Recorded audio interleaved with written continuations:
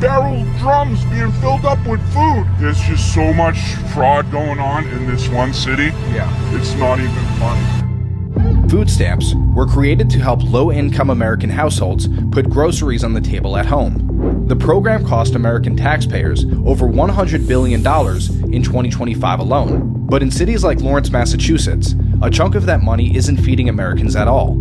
Food bought with your tax dollars at local markets that accept EBT, along with groceries picked up for free from food bank lines, gets loaded into barrels, driven to shipping companies, and sent overseas to the Dominican Republic, where it gets sold for profit in local markets. SNAP rules require that food stay in the household that bought it, but this fraud has been going on for years, and nobody seems to be talking about it. We spent weeks tracing the pipeline, from corner stores swiping EBT cards to vendors in Santo Domingo, who told us exactly where their inventory comes from. We talked to a delivery driver in Lawrence, Massachusetts, who's been dropping off packages on these streets for over a decade and has been witnessing this fraud the entire time. So I'm John, and I've been working in this town of Lawrence, Massachusetts for a little over 11 years. I deliver products all day long, 6 days a week. I have about 35 stops a day where I interact with these people. Okay. Every day. And when you say these people, we're talking Dominicans specifically. Oh yeah, absolutely, yeah. Dominican people, yeah. I've been witnessing the Dominican residents going to food bank lines and collecting non-perishable goods and then packing it in barrels and in boxes, and then they ship it back to the Dominican Republic. So how do you know for sure that the people are buying this food that they're shipping back with the food stamps or, whatever other government assistance? Some of them have openly told me and my wife that that's what they're doing.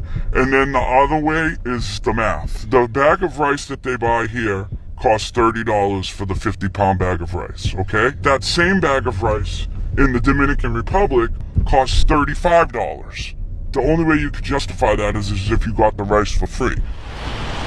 So we're here at one of the main shipping companies in Lawrence, Massachusetts that ships food and other goods from here back to Santo Domingo in the Dominican Republic. And you can see, for example, right here, look at these. You got giant bags of rice. These are 50-pound bags of rice that are going to get shipped back to Santo Domingo. So, again, you could just imagine that makes no economic sense to do that. The cost of shipping these bags of rice and paying for them would be more than simply wiring the money back to Santo Domingo and then buying the rice there. But you could see this isn't a one-off. I mean, there's got to be at least right here, at least 10 or more 50-pound bags of rice. And we were also told by the workers here that most of the boxes you see here are full of food. And if not full of food, it's food mixed with other goods. And I'm going to take you by right now to show you one of the bodegas that they sell the barrels. So these barrels are being used specifically for shipping products out of the country. Like I said, they get the non-perishables, and here's all the barrels. Look at all the barrels. Whoa, this is in front of a market right here. Yeah, so they sell them. Now look, this is just one, right? Now we're gonna go to another corner store right over here. Why is a meat market selling those barrels? Because they buy them to ship out of the country. Here we go, more barrels at another bodega. Stop. For sale. What is the point? The point is that they fill them up and then they ship it back to their home country. They're sending the big giant jugs of cooking oil that cost $25, $30 here. Same thing that they cost over there. So the only way that you'd be able to justify paying the shipping cost is if you got that for free. I've even seen them shipping cases of water. Why would you send water to an island unless you got it for free? Here's another one of these bodegas with these barrels. Now these barrels aren't trash cans. They're being used to ship the product. We're here with Abigail, the wife of John. So could you sort of just explain very high level, sort of like why you're able to see this fraud that's going on?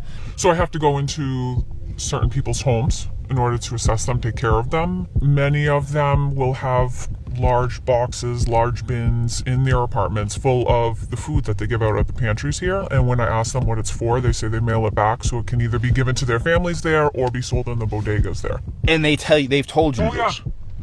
Yes, straight, yes. A lot of them will go to the doctor, claim an ailment so that they get a medication, and then they'll mail that medication as well back. Those meds are sold in the bodegas in Santo Domingo.